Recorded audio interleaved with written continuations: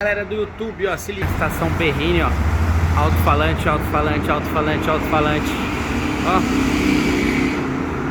o que o cara fez aqui? Pôs um programa pra não ter buraco de som, zigue-zague, e aqui o ruído da rua, então por isso que eles fizeram isso, mediram, o ruído aqui é muito alto, então se você não tiver os alto-falantes bem, sem nenhum buraco de sonoro, sonorização fica terrível na hora de dar de voz, tudo, né? Que sistema de metrô é tudo anúncio de voz, então não funciona.